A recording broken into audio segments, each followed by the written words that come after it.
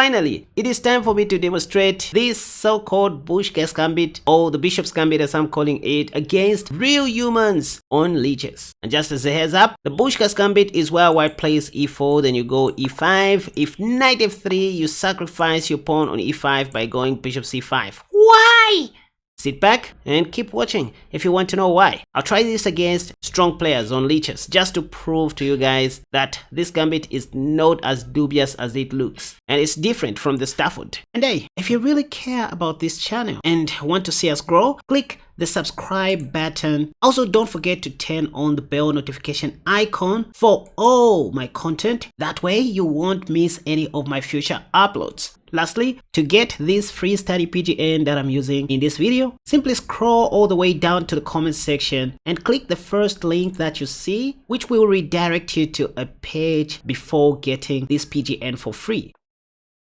Okay, let's go. Another KaspaChess Gambit. Knight f3, sacrifice the pawn on e5. Are they going to take it? Okay, now this time we can safely transpose the game to some kind of the Stafford. Though this is not really the Stafford, you guys, you should know the difference.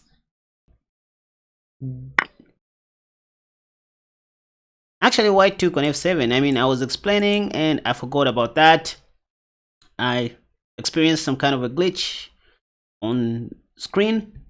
But I don't understand this knight sacrifice, to be honest. It looks dubious at first sight and it shouldn't be right.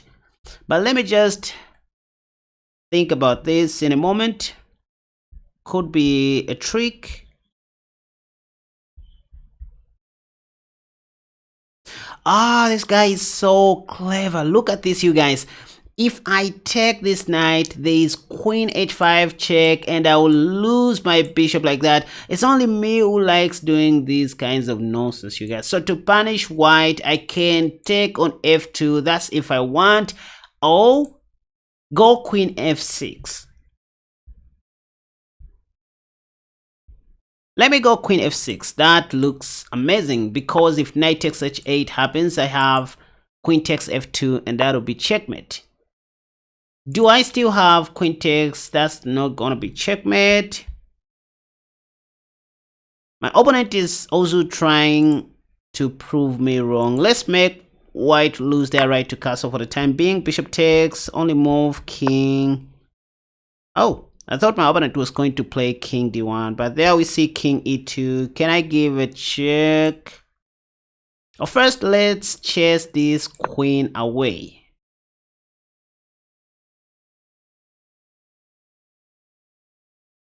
By the way, now I have queen takes, so that was just a bad decision by my opponent.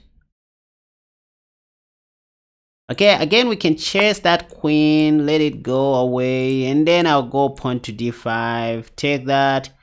Oh, wait a second. If queen b3, I'll win that queen like this. Don't try this at home, you guys. I can play pawn to d5 now. Yeah, now I have knight d4 since the way for my last squared bishop is open. Only sensible move should be king d1 now. Oh, there we see that move. Now I have bishop f5. Oh, this is not checkmate first. How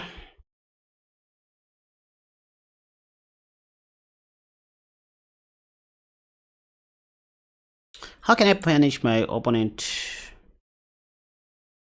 Can I take on c2 with my knight? Let's try this. This is open check.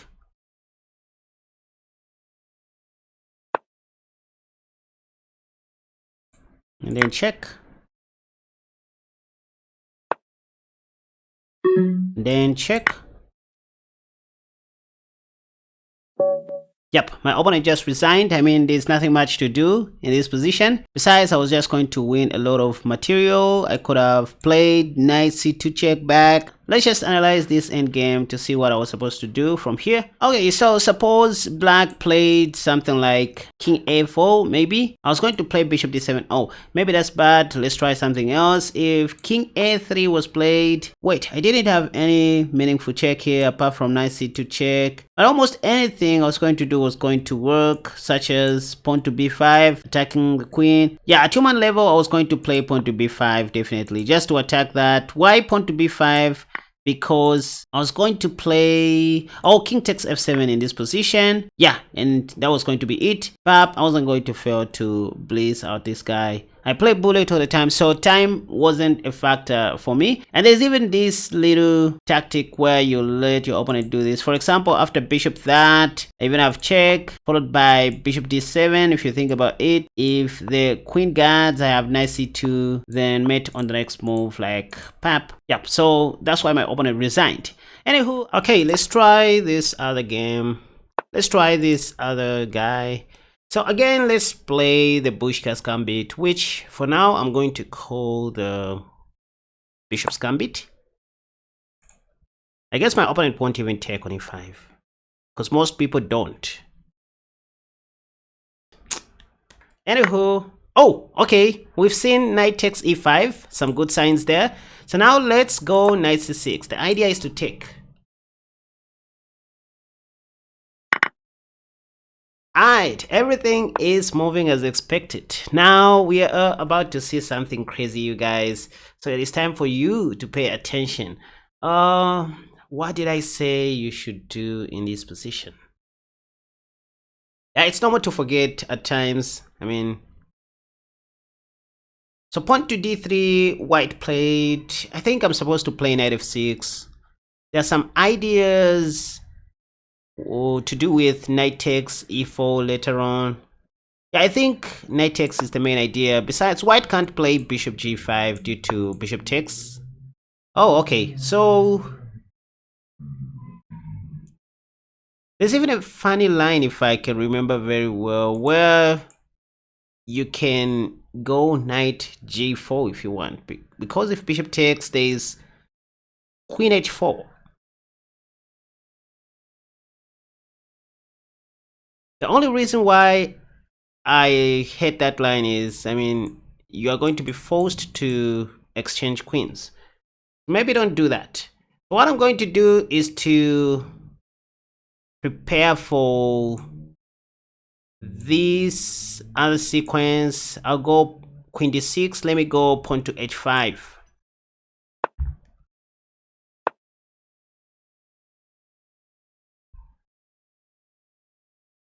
Okay, pawn to c3.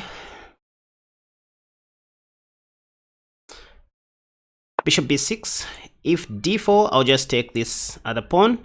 So I'm waiting for white to cast a shot so that I can go in with my knight somehow.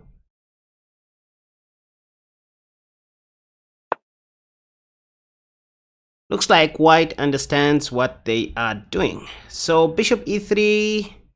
Nevertheless, I'm just going to take this. Doesn't look right.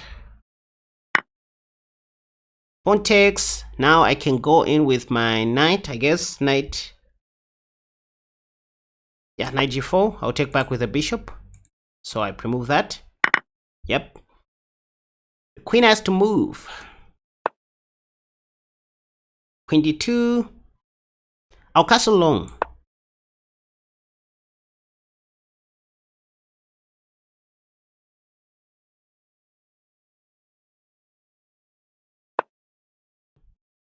Keep in mind that I'm only down a pawn.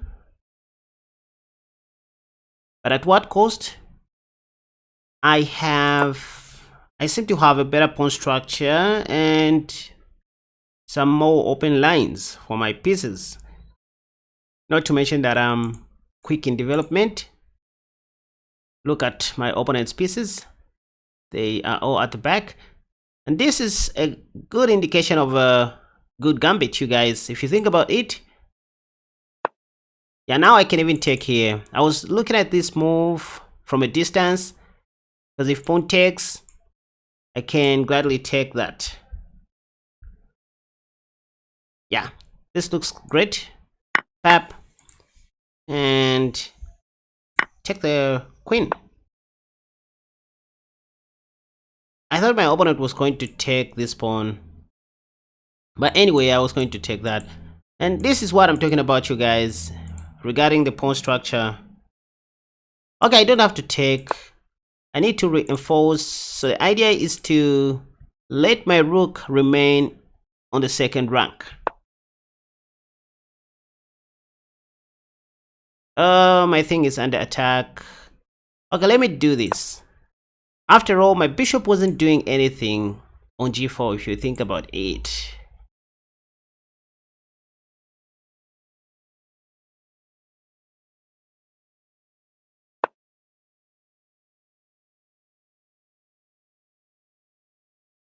Can I play pawn to b5 now? Yep. f5 next.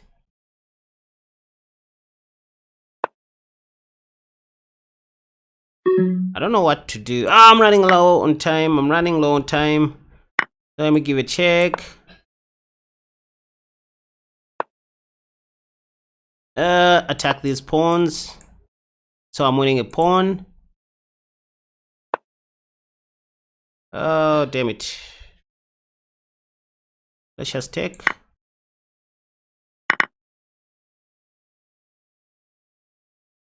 I'll hide my king. Okay, this is bad. I'll capture this. Have to capture this. I should have captured that pawn. Okay, my opponent just resigned anywho, because I mean there's so much things that they are going to lose. There are so many pieces they are going to lose, and I'm just going to promote into the queen. Anywho, I hope you guys did enjoy this wonderful lesson on the Bushka's Gambit. Feel free to call it the Bishop's Gambit so that you don't just forget.